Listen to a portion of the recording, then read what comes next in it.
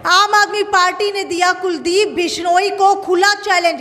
शिक्षा संवाद के अंदर उनके साथ जाकर के किसी भी स्कूल के अगर 10% बच्चे भी अंग्रेजी की किताब पढ़ते हैं तो वो छोड़ देंगे राजनीति करना। कल पंजाब के मुख्यमंत्री भगवंत मान पहुंचेंगे आदमपुर, पीरावली, ढंडूर और चिकनवास के अंदर करेंगे प्रचार सतेंद्र सिंह का और निकालेंगे रोड शो। आम आदमी पार्टी ने उठाया मुद्दा, 8वीं क्लास का बच्चा आदमपुर के अंदर नहीं पढ़ पाता दूसरी क्लास की अंग्रेजी की किताब। कांग्रेस के काल के अंदर 509 सरकारी स्कूल बंद किए गए, वहीं बीजेपी के काल के अंदर 200 स्कूल बंद किए गए। आप सभी को, सारे पत्रकार बंधुओं को, आज की प्रेस कॉन्फ्रेंस में दो महत्वपूर्ण विषय हैं जिनके बारे में आज ये प्रेस कॉन्फ्रेंस की गई है। एक कि पंजाब के माननीय मुख्यमंत्री भगवंत मान जी कल आम आदमी पार्टी उम्मीदवार सतेंद्र सिंह के लिए प्रचार करने के लिए आदमपुर आ रहे हैं। यहाँ वो 2-3 गाँव में रोड शो करेंगे, जिसमें मुख्य रूप से पीरावली, ढंडूर और चिकनवास, मुख्य रूप से ये 3 गांव रहेंगे जहां लोगों को संबोधित भी करेंगे और रोड शो भी करेंगे और आम आदमी पार्टी के प्रत्याशी सतेंद्र सिंह के लिए आदमपुर के लोगों से वोट मांगेंगे। तो ये कल एक बेहद महत्वपूर्ण इवेंट आम आदमी पार्टी की तरफ से है। एक प्रचार अभियान को एक नई गति कल से मिलेगी। इसके बाद आने वाले समय में हमारे उप मुख्यमंत्री मनीष सिसोदिया जी, हमारे राज्यसभा में नेता संजय सिंह जी और अरविंद केजरीवाल जी, दिल्ली के माननीय मुख्यमंत्री अरविंद केजरीवाल जी भी यहाँ पर प्रचार के लिए पहुँचेंगे। और अगला एक सप्ताह बहुत क्रूशियल है। लोगों के बीच में आम आदमी पार्टी पहुँचने की पूरी कोशिश कर रही है, सब लोगों से संवाद स्थापित कर रही है और आदमपुर में एक बड़े बदलाव के लिए ये आने वाला एक सप्ताह बेहद महत्वपूर्ण है। लोग काफ़ी इंटरेस्ट दिखा रहे हैं और इंतज़ार कर रहे हैं जो भी कार्यक्रम, चाहे वो भगवंत मान जी के हैं, चाहे अरविंद केजरीवाल जी के हैं। हमारे पास लगातार क्वेरीज आ रही हैं कि कब कार्यक्रम हो रहे हैं, कहाँ कार्यक्रम हो रहे हैं।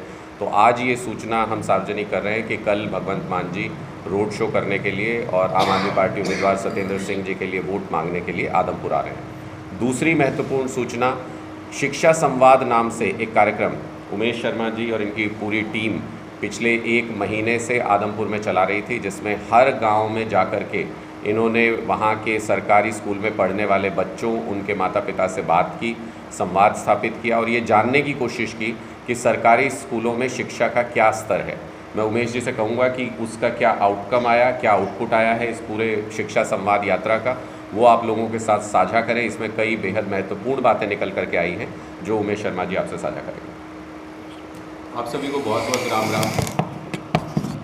शिक्षा संवाद यात्रा 22 सितंबर से हम लोगों ने आदमपुर के अंदर शुरू की और उसके अंदर एक चीज़ निकल के आई कि जो 26,537 बच्चे जो आदमपुर के अंदर पढ़ रहे हैं सरकारी स्कूल के अंदर, उनके हालात क्या हैं। हम लोग वहाँ पे देखना चाहते थे कि उनके माँ बाप कितनी शिद्दत से उन्हें पढ़ाना चाहते हैं, लेकिन क्या उन्हें वो एजुकेशन मिल पा रही है या नहीं मिल पा रही। तो इसको शुरुआत करने से पहले जो मेरा आउटकम था, 52 के 52 गाँव में हम लोग गए। वहाँ पे जो एक बेसिक चीज़ जहाँ से शुरू होती है वो होती है प्राइमरी एजुकेशन, जो किसी भी एजुकेशन का बेस है। प्राइमरी एजुकेशन के अंदर 5वीं तक के बच्चे कहाँ पे खड़े हैं वो मैं आपको एक वीडियो के माध्यम से बताना चाहूँगा कि आज मैं कुलदीप बिश्नोई जी से पूछना चाहता हूँ, 26 साल हो गए उन्हें वहाँ का MLA बने हुए। उस 26 साल के अंदर उनके 5वीं क्लास का एक भी बच्चा अपनी किताब नहीं पढ़ पाता। ये हमारे लिए नहीं, पूरे देश के लिए एक बहुत शर्मनाक बात है। और इसको शुरू करने से पहले मैं आपको सबको जो हालात हैं आदमपुर के, और आदमपुर के एक बच्चा, एक माँ जो दिन रात सोचती है कि अपने बच्चों को पढ़ाना चाहती हूँ मैं, और मेरा बच्चा पढ़ लिख के आगे बढ़ जाए, लेकिन उसके बच्चे के साथ क्या क्या ज्यादती हो रही है, मैं आपको एक वीडियो के माध्यम से दिखाना चाहूँगा। और ये वीडियो बाद में आप लोगों को दे भी देंगे। आप लोग थोड़ा सा अगर टिल्ट हो जाएंगे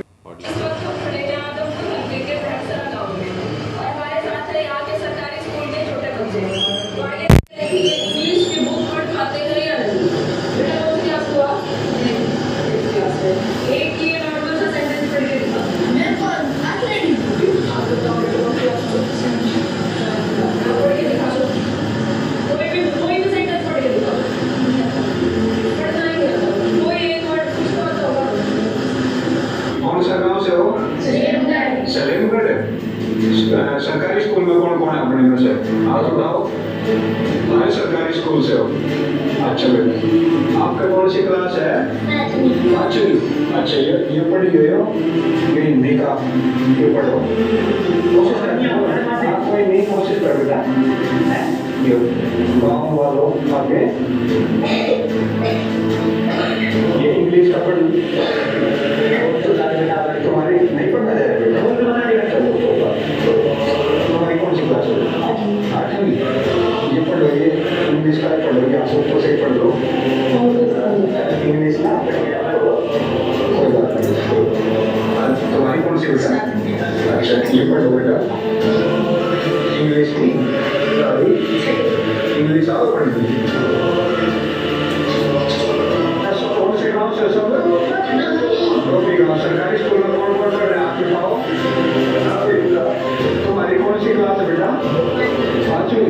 ये पढ़ने की कोशिश करेगी, लाइन आगे आगे। ये कौन सी क्लास है? तुम्हारी कौन सी बेटी? पढ़ बेटा, कोशिश पढ़ देगी।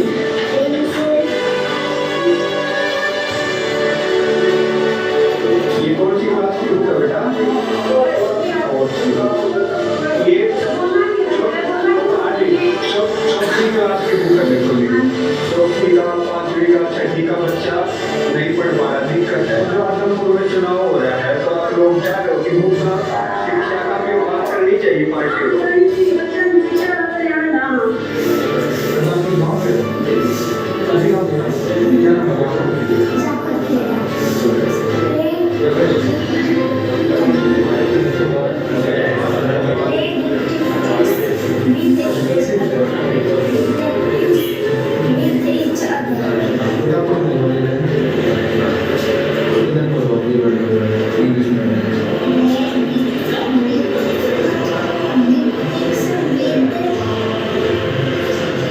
जब हम लोगों ने शिक्षा संवाद यात्रा शुरू करी, जब शिक्षा संवाद यात्रा शुरू हुई तो एक सबसे बड़ा सवाल था आदमपुर के अंदर कि जो स्कूल हैं वो बंद हो रहे थे, 6 जगह पे धरना था। तो सबसे बड़ा जो जवाब सरकार की तरफ से आया वो ये था कि स्कूल इसलिए बंद हो रहे हैं क्योंकि बच्चे कम आना शुरू हो गए हैं, स्कूलों में बच्चे नहीं हैं। बच्चे क्यों नहीं हैं, इसका सवाल का जवाब किसने ढूंढा, वो कौन उसकी बात कर रहा था, ये हम लोगों ने इसमें देखा इस शिक्षा संवाद यात्रा में कि जो बच्चे हैं, जो 5वीं क्लास का बच्चा है वो अपनी किताब नहीं पढ़ पा रहा, 8वीं क्लास का बच्चा दूसरी की किताब नहीं पढ़ पा रहा। और ये हालात जो एक गांव की नहीं पूरे आदमपुर की है।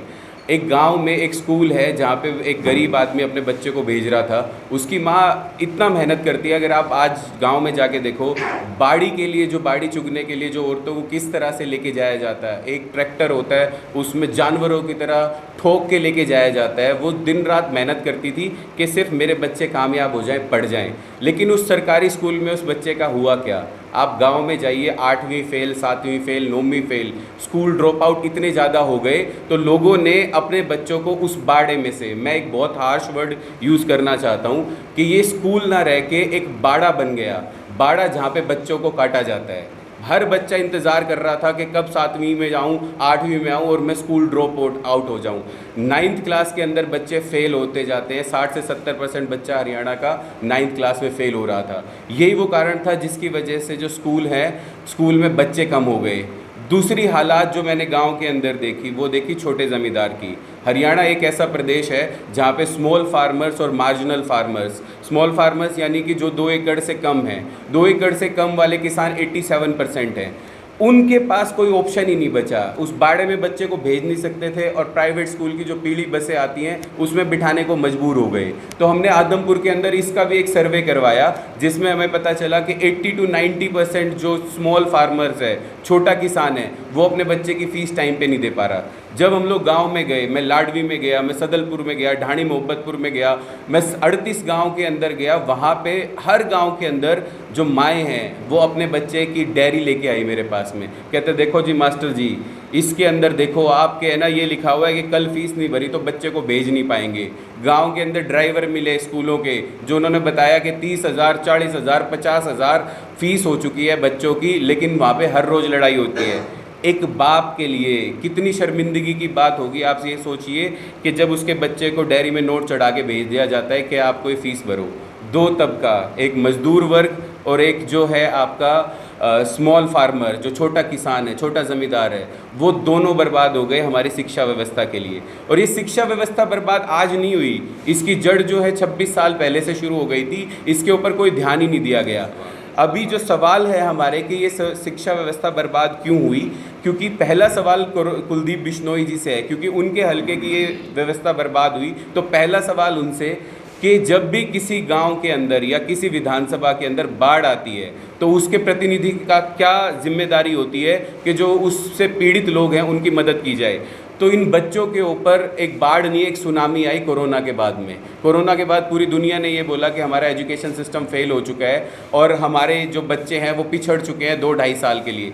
तो कोरोना में जब ये सुनामी आई तो कुलदीप बिश्नोई जी कहाँ पे खड़े थे? पहला सवाल ये है।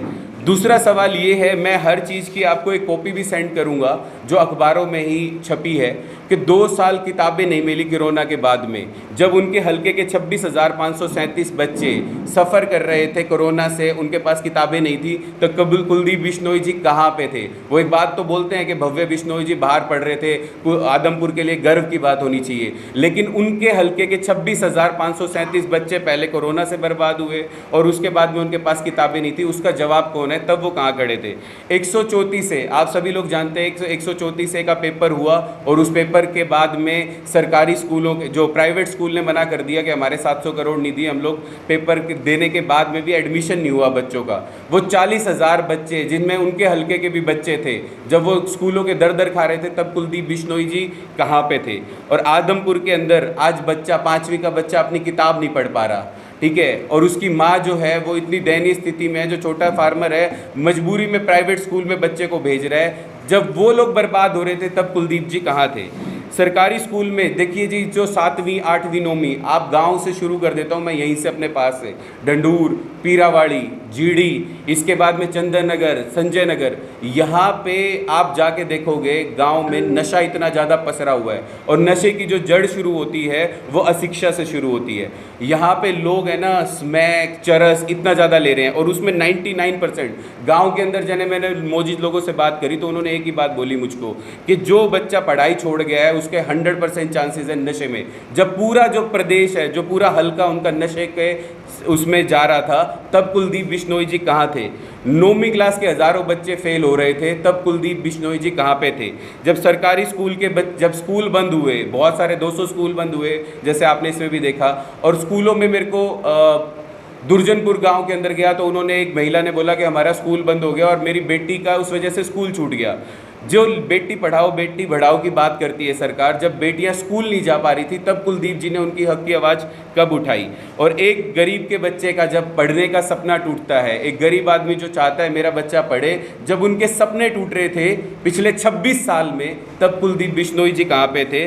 और जब गली गली में, आप किसी भी गांव में, जिनका मैंने नाम लिया, आप किसी भी गली में चले जाइए, चिट्टा गली गली बिक रहा है, नशा घर घर में मौजूद है, तब कुलदीप बिश्नोई जी ने पिछले 26 साल में उसकी आवाज़ कब बुलंद की?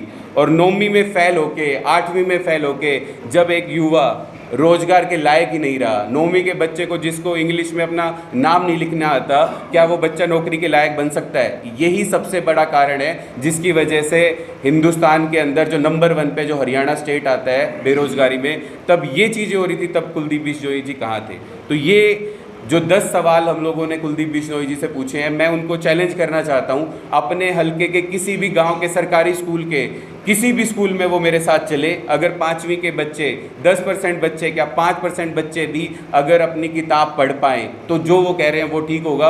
अगर नहीं पढ़ पा रहे तो उन्हें ये इलेक्शन लड़ना ही नहीं चाहिए। हमने, जैसा उमेश जी ने अभी बताया, ये पूरे शिक्षा संवाद का आउटपुट आप लोगों के साथ शेयर किया। हमने इन 26,537 बच्चों का रिकॉर्ड तैयार किया है पूरा का पूरा। जो जब शिक्षा संवाद यात्रा हुई तो इन सारे लोगों से संपर्क किया, इनके पेरेंट्स से संपर्क किया और एक ये रिकॉर्ड तैयार किया गया है सारे गांव का, सारे बच्चों का, सरकारी स्कूल के बच्चों का। इनके पेरेंट्स से आम आदमी पार्टी लगातार संपर्क कर रही है और हम लगातार इन लोगों से ये चर्चा कर रहे हैं कि क्यों ना इनके बच्चों की पढ़ाई को ही इस बार चुनाव में मुद्दा बनाया जाए और शायद यही वजह है कि इस बार ये चुनाव के मुद्दे को डाइवर्ट नहीं कर पाई कोई भी पार्टी। इस बार ये अलग अलग मुद्दों पे, जाति पे और बाकी चीज़ों पे इस चुनाव को ले जाना चाहते थे, लेकिन कामयाब नहीं हुए, क्योंकि 60-70 हज़ार लोग जो सीधे इन 26,000 बच्चों से जुड़े हुए हैं वो एक ही बात पर अड़े हुए हैं कि इस बार शिक्षा के मुद्दे पर ये चुनाव होगा, उपचुनाव होगा। हम शिक्षा के मुद्दे पे एनालाइज़ करेंगे कि कौन हमारे बच्चों की पढ़ाई के लिए काम करना चाहता है, कौन नहीं करना चाहता है, और उसी आधार पे वोट करेंगे।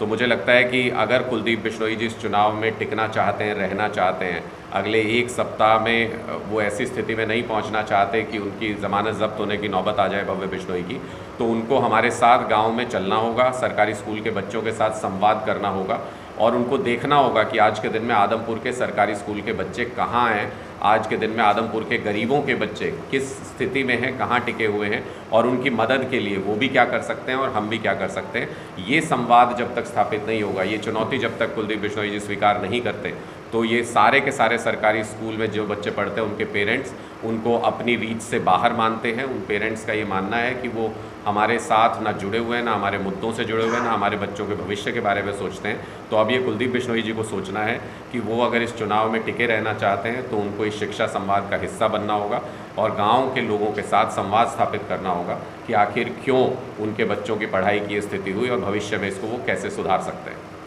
आपका कोई सवाल है तो? सर एक बात है, अभी जो चुनाव हो रहे हैं आदमपुर के अंदर, वो भाजपा पार्टी लड़ रही है और उनका उम्मीदवार जो है भव्य बिश्नोई है।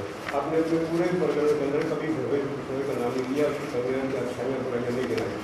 हमारा चुनाव कुलदीप बिश्नोई के साथ नहीं है, भाजपा के प्रत्याशी भव्य बिश्नोई के साथ है। देखिए, ये भाजपा के प्रत्याशी का अगर चुनाव होता तो भाजपा नेतृत्व आपको यहाँ पे प्रचार करते हुए नजर आता। भाजपा ने पहले ही इस चुनाव से किनारा कर लिया है। ये कुलदीप बिश्नोई जी का चुनाव है और हमको लगता है कि उनके बेटे की तो इस क्षेत्र में कोई उपलब्धि नहीं रही। ना भव्य बिश्नोई यहाँ पे रहे इस इलाके में कभी, ना भव्य बिश्नोई यहाँ के लोगों के बीच गए कभी। लोकसभा चुनाव में उन्होंने गांव-गांव जाके वादा किया था कि अब मैं आपके बीच रहूँगा, आपकी सेवा करूँगा, लेकिन उसके बाद से वो लगातार विदेश में है। तो हमें लगता है कि भव्य बिश्नोई के कोई ऐसे क्रेडेंशियल नहीं है जिनके ऊपर वो वोट मांग सकें या वो चुनाव लड़ सकें। भव्य बिश्नोई 24 साल के कुलदीप बिश्नोई जी के कार्यकाल पर चुनाव लड़ रहे हैं। भव्य बिश्नोई जी कुलदीप बिश्नोई जी की क्रेडिबिलिटी पे चुनाव लड़ रहे हैं और इसीलिए हम उनके 24 साल के कार्यकाल पर सवाल खड़े कर रहे हैं। और उनके 24 साल के कार्यकाल में यदि उन्होंने कोई भी उपलब्धि हासिल नहीं की तो कोई ग्राउंड नहीं बनता कि भव्य बिश्नोई जी इस चुनाव में खड़े हो सके। वो अपने पिता के नाम पर चुनाव लड़ रहे हैं क्योंकि भव्य बिश्नोई जी खुद ना इस इलाके में रहे, ना उनके कोई क्रेडेंशियल्स है, ना कोई क्रेडिबिलिटी है यहाँ पर। राणा साहब, आपने जो 26,000 बच्चे छटनी की है सरकारी स्कूलों के, तो इस दौरान वो डाटा भी कोई आया होगा कि सरकारी स्कूल का बच्चा पढ़ के कोई सर्विस में लगा हो, कोई प्राइवेट कंपनी में गया हो, या कोई और चीज़ उसकी अच्छी IAS भी बना हो, कोई वो भी आई होगा? देखिए, बिल्कुल ऐसे कुछ बच्चे, 2-4 बच्चे हमको सारे गांव में जब घूमे तो 2-4 बच्चे ऐसे मिले जिन्होंने अच्छे अचीवमेंट्स हासिल किए हैं। लेकिन उसमें जब हमने जानने की कोशिश की कि ऐसा कैसे हो सकता है कि कुछ बच्चे अंग्रेज़ी हिंदी नहीं पढ़ पा रहे और कुछ बच्चे अच्छा अचीवमेंट कर रहे हैं, तो हमें पता चला कि कुछ गाँव में जगह जगह पर लाइब्रेरीज़ बनाई गई हैं। कुछ युवा जो पहले से पढ़े हुए हैं या आदमपुर से बिलोंग करते हैं और बाहर से पढ़ करके आए हैं, उन लोगों ने उस लाइब्रेरी में उनकी कोचिंग क्लासेस शुरू की हुई हैं। ढाणी मोहब्बतपुर इसका एक बड़ा उदाहरण है, जहाँ पे कि गांव के लोगों ने, सरपंच ने, उन सब लोगों ने मिल करके कोचिंग क्लासेस शुरू करके लाइब्रेरी में इन बच्चों को पढ़ाया और तब वो जा करके छोटी मोटी नौकरी उन लोगों ने हासिल की या उन लोगों ने आगे की पढ़ाई की। ज़्यादातर ऐसे केसेस में 8वीं क्लास तक आदमपुर में पढ़ करके वो बच्चे हिसार या बाकी की जगहों पर मूव कर गए, जिसके बाद कि वो आगे कुछ कामयाबी हासिल कर पाए। लेकिन जो आदमपुर के सरकारी स्कूलों में जो बच्चे पढ़ रहे हैं, उनके पास सरकारी स्कूलों में शिक्षा व्यवस्था के नाम पे कुछ नहीं है और वहाँ पे ऐसे बच्चे तैयार नहीं हो सकते किसी भी हालत में जो आगे चल के कामयाब हो जाएं। वो ज़्यादातर या तो 8वीं 10वीं के बाद ड्रॉप आउट हो जाते हैं या बेरोज़गार घूमते हैं, क्योंकि उनको ना हिंदी ना इंग्लिश किसी भी तरीके की भाषा नहीं आ पाती है और स्कूलों में पढ़ाई का ऐसा इंतज़ाम नहीं है। 200-200 300-300 बच्चों पे एक टीचर है, तो वो तो सिर्फ उनको स्कूल में रोक के रखने के लिए एक अटेंडेंट उनको दे दिया है, लेकिन वो पढ़ाई करा सके ऐसी स्थिति यहाँ पर नहीं है। और जब जिस प्रदेश के मुख्यमंत्री की सोच ऐसी हो कि SS के टीचर हिंदी अंग्रेज़ी पढ़ा लेंगे और फिज़िक्स के टीचर मैथ पढ़ा लेंगे, तो वो उस प्रदेश में शिक्षा की क्या हालत होगी वो आसानी से अंदाज़ा लगाया जा सकता है। लेकिन कुलदीप बिश्नोई जी आदमपुर को अपना परिवार कहते आए, इसलिए हम लगातार ये सवाल कर रहे हैं कि अपने परिवार के बच्चों को पढ़ाने के लिए उन्होंने कोई इंतज़ाम क्यों नहीं किया? अपने परिवार के बच्चों की स्कूली शिक्षा के लिए उन्होंने लड़ाई क्यों नहीं लड़ी?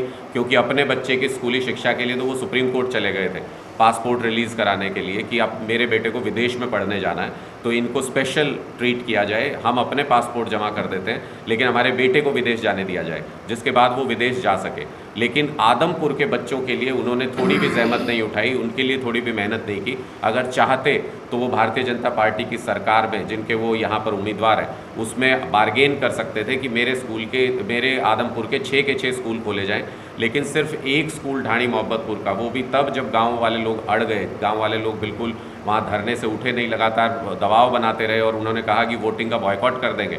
ऐसी स्थिति में उन्होंने सिर्फ एक स्कूल को खोलने का ऐलान किया।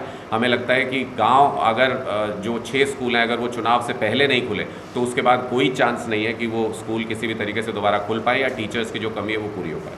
ये आपने नशे की बात उठाई, तो क्या नशे के लिए माँ बाप या जनता भी जिम्मेवार नहीं है या एक प्रतिनिधि जिम्मेवार है? आपकी बात को मान लिया जाए तो हिसार पुलिस ऐसे कई लोगों को पकड़ के लगते हैं, हमने दिल्ली से इस नागरिक को ट्रक केस में पकड़ के यहाँ लेके आए हैं, तो क्या उसके लिए दिल्ली सरकार दोषी है?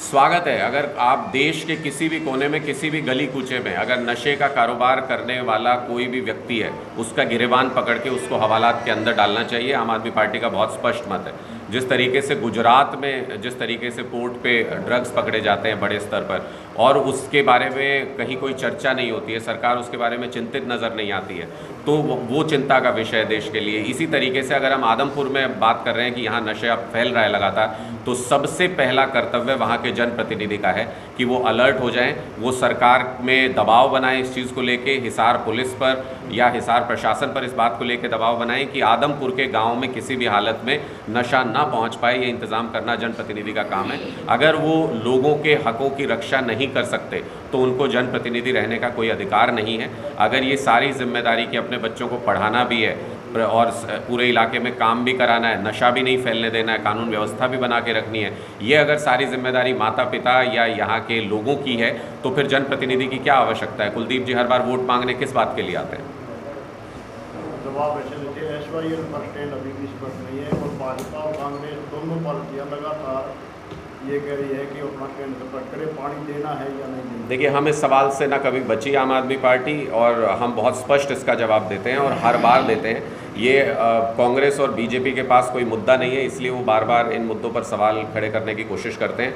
हमारा स्टैंड पूछने से पहले कांग्रेस को ये स्पष्ट करना चाहिए कि तीनों जगहों पर कांग्रेस की सरकार रह चुकी है, उनका क्या स्टैंड है। हरियाणा के अंदर कांग्रेस का क्या स्टैंड है SYL को लेके, पंजाब के अंदर कांग्रेस का क्या स्टैंड है, और जब तीनों जगहों पे उनकी सरकार रही तो समाधान क्यों नहीं निकाल पाए। इसी तरीके से भारतीय जनता पार्टी का हरियाणा में क्या स्टैंड है SYL को लेके, पंजाब में भारतीय जनता पार्टी का क्या स्टैंड है, और जब तीनों जगहों पर भारतीय जनता पार्टी और उनके एलाइज की सहयोगियों की सरकार रही तो वो इस समस्या का समाधान क्यों नहीं निकाल पाए। ये दो सवालों का जवाब देने के बाद किसी की इतनी क्रेडिबिलिटी बनती है कि वो हमसे ये सवाल पूछ सके। तीसरी बात जो अरविंद केजरीवाल जी यहाँ प्रेस कॉन्फ्रेंस में भी कह के गए थे कि पाकिस्तान में हमारा 65% पानी बह करके जा रहा है। क्या पाकिस्तान ज़्यादा प्यारा है केंद्र सरकार को, मोदी जी को, हरियाणा के लोगों से? क्यों वो पानी रोक के, जो कि पहले मोदी जी खुद कहते थे कि मैं वो पानी रोक के लेके आऊँगा लोगों के लिए, क्यों पाकिस्तान का पानी रोक के हरियाणा में नहीं भेजा जा रहा? क्यों पाकिस्तान का पानी रोक के पंजाब को नहीं दिया जा रहा? क्या पाकिस्तान के लोगों से ज़्यादा प्यार है मोदी जी को पंजाब के बनिस्बत? क्या पाकिस्तान के लोग ज़्यादा प्यारे हैं हरियाणा के लोगों से मोदी जी को? तो ये साफ स्पष्ट हमारा केंद्र सरकार से सवाल है कि अगर दोनों राज्यों में पानी की कमी है तो उस कमी को पूरा करना केंद्र सरकार का काम है। पंजाब में भी पानी देना चाहिए, हरियाणा में भी देना चाहिए, गुजरात में भी देना चाहिए, राजस्थान में भी देना चाहिए, दिल्ली को भी पानी मिलना चाहिए। केजरीवाल जी श्याम जी पोटैटो चिप्स, वो भी कई सारे डिलीशियस फ्लेवर्स के साथ। बस खाते जाओ और खाते ही जाओ। श्याम जी के डिलीशियस एंड टेस्ट। अपना सामान MRP पर नहीं, डिस्काउंट पर लो। और हिसार में डिस्काउंट कहाँ मिल रहा है ये जानो SaleTrending.com पर। Visit SaleTrending.com। पहले कंपेयर करो फिर शॉप।